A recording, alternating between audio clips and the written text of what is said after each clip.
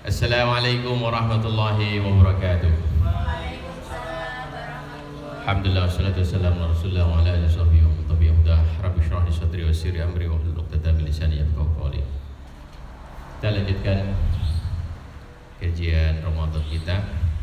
Masih bahas fi fadlil kasbi, di dalam keutamaan bekerja, kitab Ihya Ulumuddin. A'udzu billahi minasyaitonir rajim. Bismillahirrahmanirrahim. Wa ja'alna an-nahara ma'asha wa ja'alna lakum fiha ma'ish qalilan ma tashkurun. Laisa 'alaikum junahun an tabtaghu fadlan min rabbikum wa akharuna yadribuna fil ardi yabtaghuna min fadlillah fa idza qudiyatis shalah fantashiru fil ardi wabtaghu min fadlillah. Ini beberapa ayat yang ditulis oleh Imam Ghazali di dalam menerangkan keutamaan bekerja. Berikutnya beliau menulis beberapa hadis-hadis, meskipun beberapa ulama setelahnya ada yang menyebut beberapa hadis yang dikutip oleh Al-Ghazali dalam Ihya-nya itu tidak selalu memiliki standar hadis sahih ya, tetapi itu di bab lain kita tidak akan masuk ke perdebatan itu. Paling tidak berkaitan dengan fadilah bekerja, maka apapun status hadisnya ya, meskipun misalnya dhaif sekalipun, karena ini fadhail amal, jadi masih boleh kita gunakan karena tidak berkaitan dengan status hukum. Qala al-musannifu rahimallahu wa nafa'ani bihi wa bi ulumi fid dharain amin. Wa qala sallallahu alaihi wasallam, innallaha yuhibbul 'abda yattakhidhu al-mihnata liyastaghna biha 'anil nas wa yabghadul 'abda yata'allamul ilma yattakhidhuhu mihnatan. Innallaha sa'atamni Gusti Allah, sesungguhnya Allah yuhibbu, seneng, suka atau demen sapa Allah al-abda ing kawula. Allah mencintai seorang hamba, yattahidu al-mihnata, hamba yang dicintai Allah itu hamba yang mengambil satu profesi pekerjaan. Al-mihnah ini profesi atau pekerjaan. Dia stagna, tujuan bekerja adalah supaya tidak butuh. Istighna itu artinya udah nggak butuh. Dia stagna supaya orang butuh. Sopo abet biha kelawan mihnah anin nasi songko bantuan orang lain, tidak membutuhkan pemberian orang lain. Dan salah satu motivasi kenapa kita harus bekerja, kenapa kita harus memiliki penghasilan yang cukup, supaya kita terhindar dari meminta-minta. Kita sudah bisa terbebas dari membebani orang lain, siapa saja orang lain itu, dan bisa jadi itu orang tua gitu. Jadi bersungguh-sungguhlah segera menemukan jenis pekerjaan yang produktif, menghasilkan, sehingga kita terbebas dari bergantung sama orang lain. Kalau itu bisa kita lakukan, bisa kita praktekkan, kita termasuk hamba yang dicintai Allah. Senang gak jadi hamba yang dicintai Allah? Senang. Segera temukan jenis pekerjaan al-mihnah supaya kita tidak bergantung sama pemberian atau bantuan orang lain. Tapi lanjutan hadis perhatikan, terutama bagi kalian santri mahasiswa. Wa yabghadu lan benci sapa Allah al-abda ing kawula. Kalau tadi Allah cinta seorang hamba yang bekerja demi membebaskan dirinya dari kebutuhan orang lain, maka ini Allah justru membenci. Ya bghadu, benci sapa Allah al-abda ing kawula. Ya ta'allamu, kang belajar sapa abet mondok utawa kuliah. Ya ta'allamu, luru al-ilma ing ilmu. Di pondok apa yang dicari? Ilmu. Di kampus apa yang dicari? Ilmu. Nah, ini berkaitan dengan kalian ya. Al-abd ya ta'allamul ilma. Allah benci orang yang cari ilmu tapi motivasinya yattakhidhuhu mihnatan tujuane mondok, tujuane kuliah supaya engko iso entuk kerjaan. Nah, coba dijawab dengan jujur. Kuliahmu itu golek penggian apa golek ilmu tenanan? Jangan-jangan ya ana golek bojo barang. Ya, maka dengan membaca hadis-hadis kayak gini, mari kita tajdid dunia, perbaiki niat kita. Jauh-jauh kalian dari luar kota pergi mondok di Mawata Kudus ini, kuliah di Kudus, jangan cari selembar ijazah. Dengan seperti itu nanti kalian, wah yang penting nilai apik, nilai bagus, nanti terus lulus buat surat lamaran kerjaan, nah, ngajukan lamaran pekerjaan gitu. Untuk dapat pekerjaan bisnis tidak selalu nilainya bagus. Ini saya ceritakan ya, teman saya itu sekarang jadi pengusaha sukses, kaya raya. Kenapa? IPK-nya keren, 4, wah ada yang punya IPK 4? Hah? Itu ya pantas lah Pak, IPK-nya 4, karena itu pantas dia jadi pengusaha kaya raya. IPK-nya 4 itu gabungan 2 semester.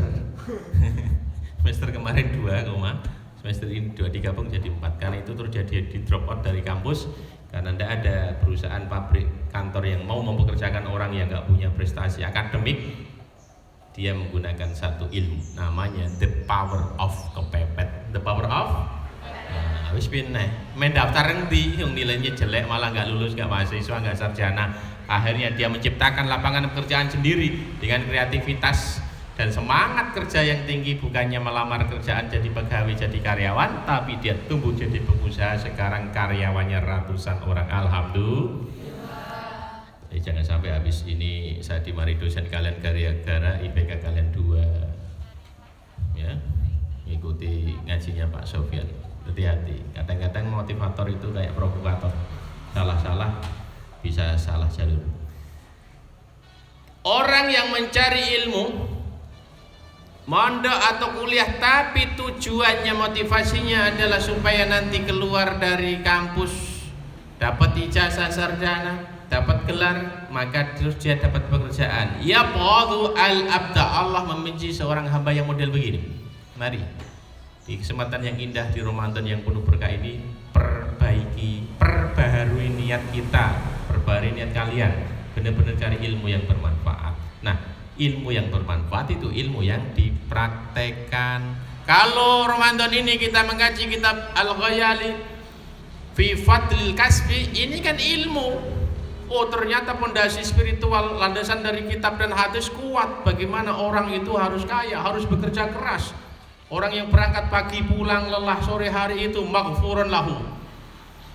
Man amsa kalan min amali yadaihi amsa maghfurun lahu. Tidakkah itu memotivasi kita semua? Siapa yang pagi-pagi berangkat kerja kemana saja, kantor, pabrik, perusahaan, sawah, sampai sore lelah, wajahnya kusut, tubuhnya pegel kabeh, tapi jangan susah karena itu menjadikan dosa-dosa diampuni. Karena maghfuron lahu, orang itu diampuni. Jadi kita hari-hari ini ngaji, dapat teori, dapat ilmu yang bermanfaat, ilmu yang dipraktekkan. Karena itu segera sambil ngaji, sambil mau cari ide-ide kreatif, sambil saya mondok, sambil saya kuliah, jenis pekerjaan apa yang bisa saya lakukan tanpa mengganggu tugas utama kalian mondok, tugas utama kalian belajar di kampus gitu. Tanpa harus menjadikan itu niat utama. Yang dibenci Allah itu kalau tujuannya jauh-jauh di luar kota ke Kudus supaya nanti begitu lulus yattahiduhum mihnatan, terus menjadikan ilmu yang didapat itu sebagai pekerjaan. Jadi segala sesuatu tergantung niat. Innamal a'malu binniyat. Kalau kita sudah bisa menata niat, maka insya Allah tidak ada masalah. Gitu. Di mana saja kita belajar, ilmu-ilmu bermanfaat akan kita dapatkan. Wa fil khabari, dan itu juga disebutkan di dalam hadis. Innallaha satamna Gusti Allah taala maulun sapa Allah yuhibbu demen sapa al mukmina ing wong iman, wong sing beriman Sesungguhnya Allah mencintai orang beriman al-muhtarifah yang giat bekerja. Orang mukmin pekerja keras dicintai Allah. Harus bekerja keras supaya dicintai Allah. Jadi kita tahu apa-apa yang membuat diri kita itu dicintai Allah. Jadikan diri kita orang beriman yang bekerja keras. Jadikan diri kita itu mencari pekerjaan, ya, atau membuka lapangan pekerjaan, aktif dalam dunia usaha, perdagangan, perniagaan, bisnis, supaya liyastagna biha aninas. Semua aktivitas yang seolah-olah duniawiyah ini hanya cari uang fulus, tapi ternyata itu menjadikan diri kita dicintai Allah Subhanahu wa taala. Innallaha ta'ala yuhibbul mu'minal muhtarifa. Oh, Allah sayang, cinta sama orang mukmin yang bekerja keras gitu. Karena bekerja keras maka kita akan tuh menjadi orang-orang mukmin yang kuat. Makanya dalam riwayat ada disebutkan al-mu'min al-qawiyyu ahabbu ilallahi minal mu'minidh dhaifi. Orang Islam, orang beriman yang kuat. Kuat apanya? Tubuh fisiknya kuat karena setiap pagi nggak tidur tapi olahraga. Tadi pagi kalian sudah olahraga belum? Olahraga. Pokoknya apa yang disampaikan praktekkan. Pagi-pagi ingat, pagi-pagi nggak boleh tidur. Yang tidur pagi itu menutup pintu rizki. Mulai hari ini tidak boleh tidur pagi. Maka supaya pintu rizki itu terbuka, ya, didoakan oleh Nabi, Allahumma barik li ummati fi bukuriha. Ya Allah, berkahi rizki umatku di waktu pagi-paginya mereka untuk bekerja keras giat. Jadi jangan tidur. Kalau ada pas pembagian rizki yang tidur kan nggak kebagian, ya. Kalau lagi ada pembagian gitu, yang dibagikan yang masih terjaga. Apalagi kalau ada panggilan, yang butuh uang sini kan, yang tidur nggak tahu ada panggilan. Dan rizki itu dibagi di waktu pagi. Di waktu apa? Pagi. Itulah diantara hikmah kenapa sholat duha itu dilakukan di waktu duha, di waktu pagi. Itu di waktu pagi, karena malaikatnya sedang turun bagi uang. Maka di waktu itu pantaskan diri kalian menyiapkan diri kalian, mental kalian untuk pantas menerima rizki yang berkah, yang berlimpah. Di waktu pagi, mari diingatkan juga selain tidak boleh tidur, jangan merusak otak pikiran dengan buka medsos, ya. Itu merusak pikiran positif. Sekali lagi, media sosial bisa menjadikan rizki kita berdatangan, berlimpah. Hari ini banyak orang ketika bisnis offline lagi lesu, lagi bangkrut, lagi collab, ada bisnis yang tumbuh pesat namanya bisnis online. Bisnis apa? Tetapi itu untuk bisnis, sekali lagi boleh buka HP, boleh bermain medsos, untuk jualan saja, ya. Kalaupun nggak jualan, berbagi kebaikan, proyek kebaikan harus dibagi, tapi jangan sekali-kali like, jangan sekali-kali men-share sesuatu yang tidak ada manfaatnya, apalagi mengandung hoax, kebohongan. Itu yang menjadikan rizki Allah ditutup. Salah-salah bagian dari qaul zur, berkata yang bohong karena berbagi hal yang tidak positif, maka puasa kita tidak tersisa kecuali hanya lapar dan haus. Rubba shaimin laisa min siyamihi ilal ju' wal atas. Banyak orang berpuasa, waktu sahur ikut sahur, nanti berbuka ikut berbuka, tidak punya nilai pahala. Karena apa? Dia berkata bohong, membagikan tautan bohong. Itu. Jadi hati-hati, mari kita jaga. Puasa bukan hanya menutup mulut kita makan minum, tapi juga puasa jempol. Puasa apa? Ini dosa yang nggak terkentara ini. Ya, jangan mudah untuk menggunakan jempol untuk sesuatu yang tidak penting. Pagi-pagi gunakan untuk hal yang positif. Qala sallallahu alaihi wasallam, wa qala lan dawu sapa Nabi Muhammad sallallahu alaihi wasallam, ahallu ma akala ar-rajul min kasbihi wa kullu bai'in mabrurin. Ahallu ma utawi sak halal-halal barang. Di dalam hadis lain sering yang lebih populer disebut dengan atyabul kasbi, pekerjaan yang paling bersih, atau khairul kasbi, pekerjaan yang paling baik. Nah, di sini disebut ahlu ma'akala ar-rajulu halal halali, sesuatu yang paling halal yang dimakan oleh seseorang, min kasbihi, itu yang dihasilkan dari jerih payahnya sendiri, ya, jerih payahnya sendiri. Karena itu kita tumbuh menjadi seorang entrepreneur, karena kita bekerja karena diri kita sendiri. Sing ora kerja ora entuk duit namanya pengusaha. Wa kullu bai'in mabrurin, dan termasuk hal yang paling halal dimakan seseorang adalah semua jenis jual beli yang baik. Mabrur itu artinya baik, ya. Jadi haji mabrur itu haji yang baik, yaitu haji yang memenuhi seluruh syarat rukun sehingga sah, tidak dikotori, tidak dirusak oleh hal-hal lain.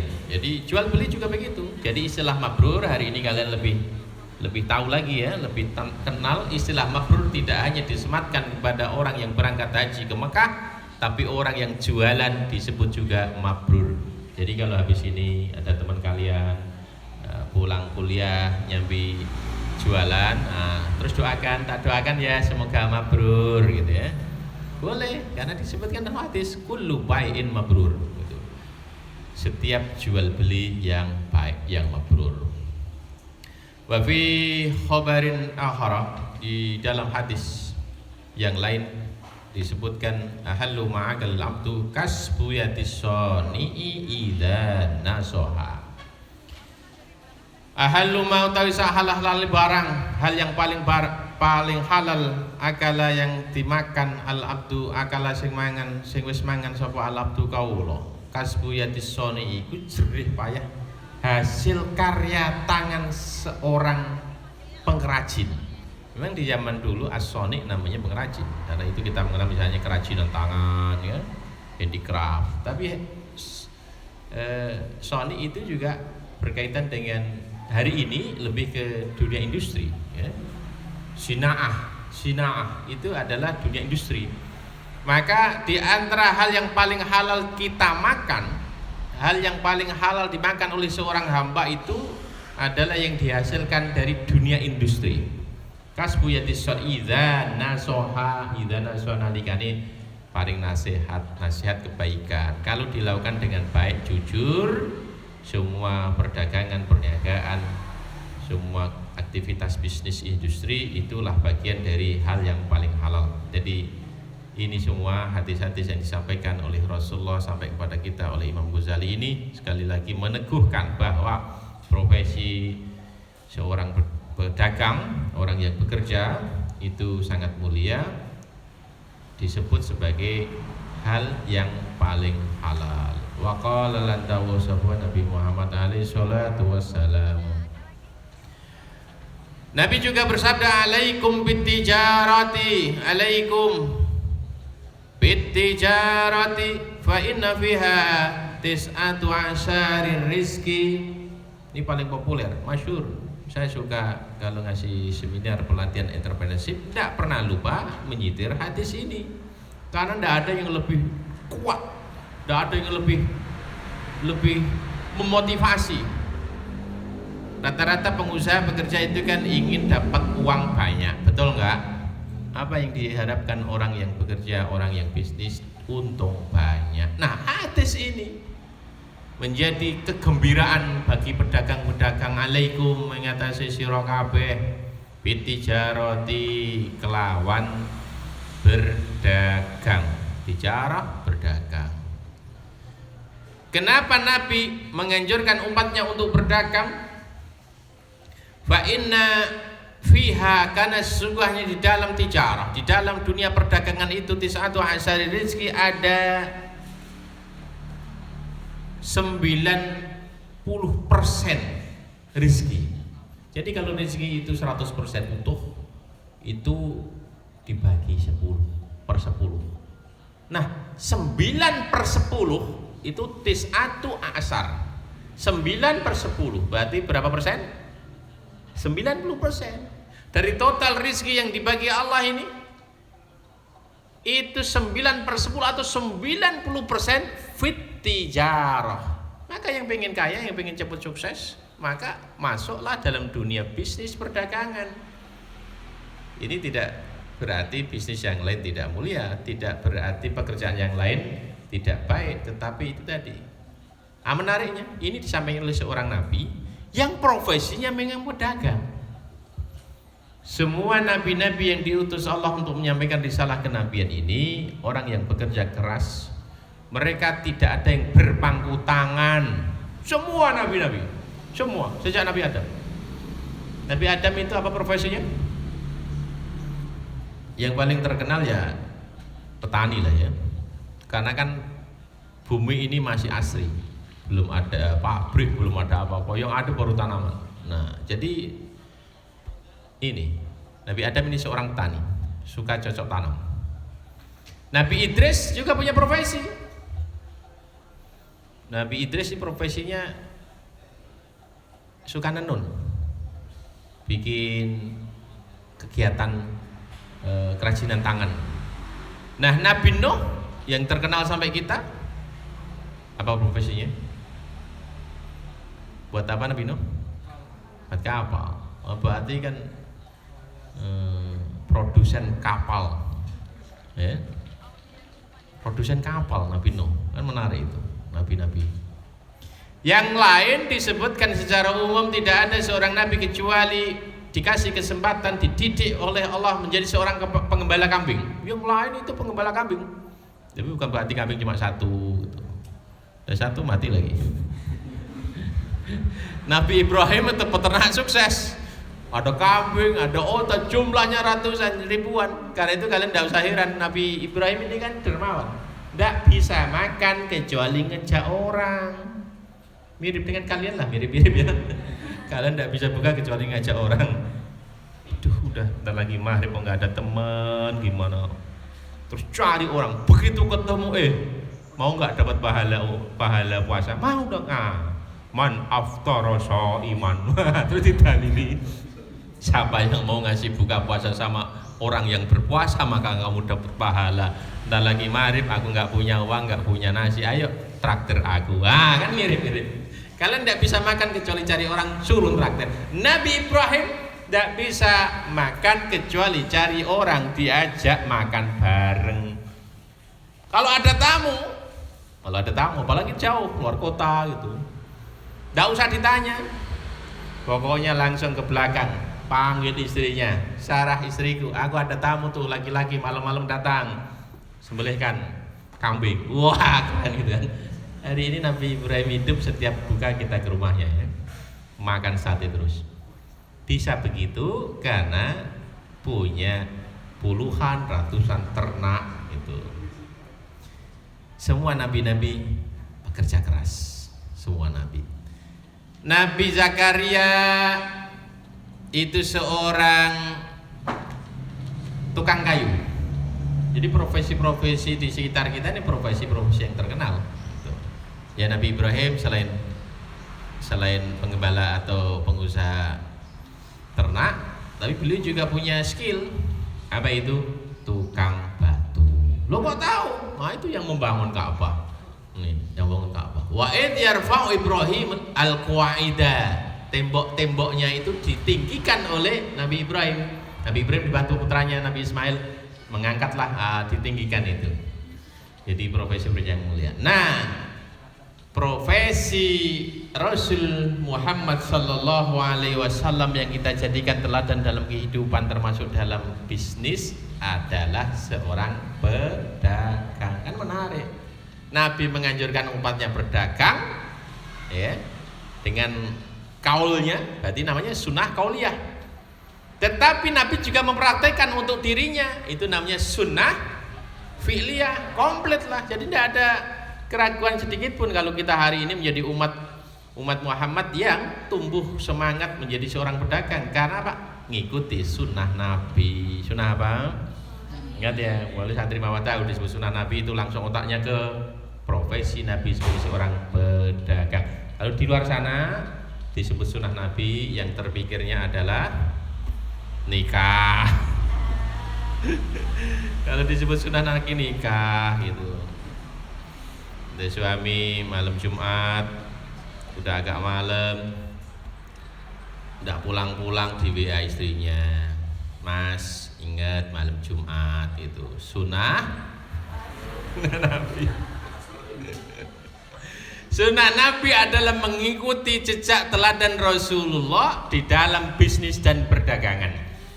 At-tajir saduku, oh kan keren Nabi itu, pedagang yang jujur. Besok di hari kiamat dibangkitkan bersama ma'as siddiqin wasyuhada. Sunnah kauliyah. Di sini juga itu alaikum bittijarati. Kata-katanya itu pendek. Karena Nabi itu unik, jawamiul kalim. Jadi kata pendek itu bermakna yang dalam. Kalian ayo ikut bisnis semua karena 90% rizki ada dalam dunia perdagangan. Hadis riwayat Naim bin Abdurrahman, redaksinya tis'atu a'syarir rizki fit tijarah, 90% alaikum bit tijarah fa inna tis'atu a'syarir rizki fa inna fiha tis'atu a'syarir rizki. Redaksi lain menyebutkan tis'atu a'syarir rizki fit tijarah, 90% rizki ada dalam dunia perdagangan. Jadi mari bersungguh-sungguh bekerja keras mencari jenis bisnis yang produktif sehingga kita tumbuh menjadi bukan hanya orang yang alim ilmu, tapi sekaligus orang yang diberkahi kekayaan materi oleh Allah Subhanahu wa ta'ala. Orang kaya baik apa buruk? Uang itu baik apa buruk? Baik. Nanti kalau di akhirat yang pertama kali masuk surga itu kiai apa orang kaya? Kiai apa orang kaya?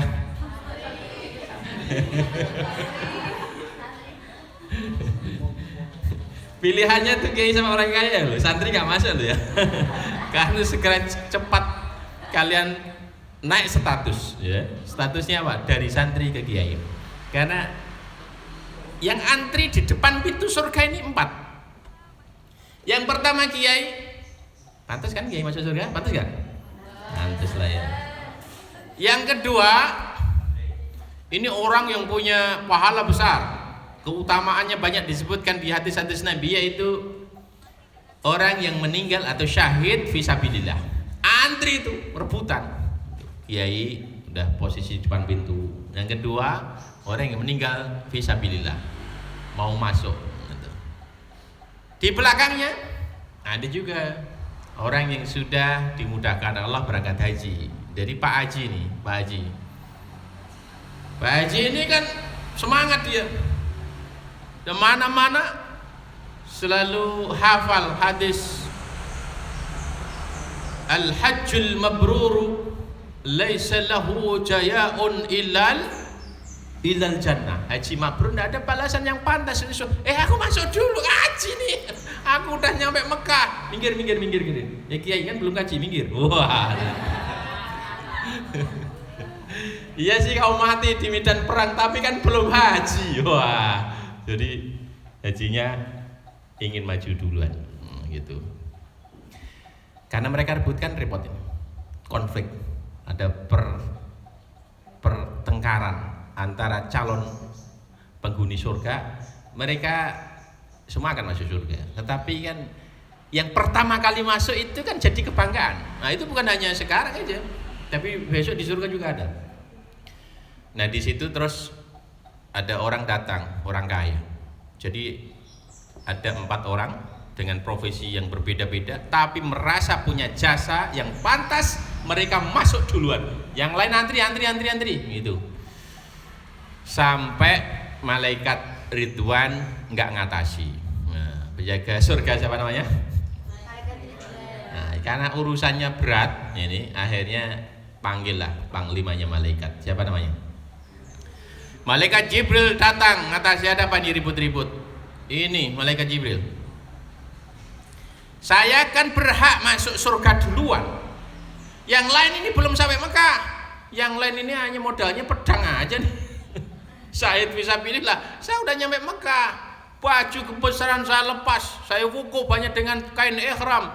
Tidak ada balasan bagi haji mabrur kecuali surga. Boleh aku masuk duluan?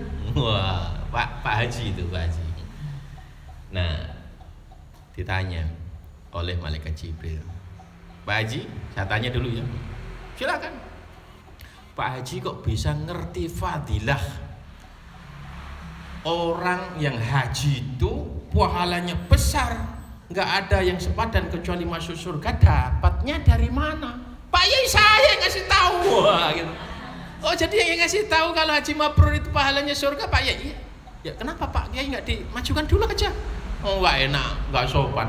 Kan semua informasi dari Pak Yai gitu. Oh iya ya, wah gitu. Yai. Akhirnya dia geser dikit. Tapi orang yang syahid ini kan dia punya ide. Kalau saya gimana Pak? Pak Jibril. Nah malaikat Jibril mengulang pertanyaan yang sama. Wahai orang mulia yang meninggal di medan perang, syahid, kok tahu kalau pahala al-jihad fisabilillah ini agung mulia sehingga engkau terobsesi semangat meninggalkan rumah dan berperang di jalan Allah? Kok ngerti gitu dari mana? Pak Yai ngasih tahu. Iya kalau yang ngasih Pak Yai ya biar Pak Yai duluan lah. Masa nggak enak lah kan? Kalau nggak Pak Yai nggak ngasih tahu kalau jihad itu pahalanya besar, kamu pasti santai-santai di rumah nggak ikut perang gitu. Gimana Pak Yai kan? Iya ya. Wah ini geser. Pak Haji geser, orang yang meninggal di medan perang geser. Pak Yai dipersilakan. Silakan Pak Yai. Ini murid-murid agak kurang sopan nih. Pak Yai boleh duluan. Nah Pak Yai ini rendah hati tawadhu. Dipersilakan oleh malaikat Jibril, nggak maju. Ayo Pak Yai, udah mereka udah legowo ini, mereka tahu diri lah, ngerti haji itu penting, ngerti jihad itu baik. Akhirnya mereka bersungguh-sungguh. Pak Yai maju duluan. Enggak, saya nanti belakangan saja. Loh kenapa Pak Yai? Saya itu bisa ngajar dengan tenang di masjid, di pesantren, saya bisa dakwah kemana-mana. Bahkan saya tidak terbebani oleh nafkah keluarga. Itu karena ini orang di belakang nih yang baru datang nih. Tengok, siapa itu? Orang kaya. Orang kaya mencukupi kebutuhan kiainya, pesantren dibuat, masjid dibuat, dakwah kemana-mana, pulang kasih amplop. Ya. Jadi Pak Yai fokus di ilmu, hikmatul ilmi. Maka tidak ada kesempatan untuk mencari maisha, mencari rezeki. Tetapi untuk ada orang kaya, dan itu diingat oleh Pak Yai sampai disuruh masuk surga nggak mau. Maka dia mengusahakan malaikat Jibril, persilakan orang di belakang. Jasa besar. Dia memang tidak mengajarkan ilmu. Dia bisa jadi tidak sampai Mekah, bisa jadi juga dia tidak ikut perang, tapi jasanya besar. Orang bisa perang karena itu logistik dipenuhi oleh dia. Semua kebutuhan peralatan itu pedang, ada unta, ada kuda, dia yang ini. Begitu juga saya bisa ngajar sehingga orang ngerti fadilah haji, orang ngerti fadilah jihad, karena semua fasilitas dakwah kajian saya didanai oleh orang kaya. Akhirnya malaikat Jibril mempersilahkan orang yang kaya ini masuk surga pertama. Alhamdulillah. Nah kisah-kisah gini banyak, masyhur di banyak hasanah keilmuan pesantren. Ada salah satu di kitab Duratun Nasihin. Jadi para pengusaha tidak perlu berkecil hati. Bisa jadi di satu sisi dari sisi agama agak kurang dibanding kiai, tetapi kalau tumbuh menjadi pengusaha sukses dan dermawan, karena itu syaratnya harus dermawan. Kalau dermawan nanti mengalahkan para kiai, orang yang mati syahid dan orang yang berangkat haji. Alhamdulillah. Mau masuk surga pertama apa belakangan? Pertama. Nah kalau tidak mau perdebatan ya jadilah pengusaha sukses kaya raya, jadi kiai juga, terus berangkat haji dan melaksanakan jihad fisabilillah. Satu orang memiliki 4 kualifikasi ini. Itu udah nggak ada debat. Udahlah ya dia haji juga, dia itu ikut perang juga. Perang kita kan tidak ada musuh. Jihad kita berdakwah, memerangi kebodohan, memerangi kemiskinan. Semua hal baik yang kita niati jihad bernilai jihad. Mencari rezeki adalah jihad.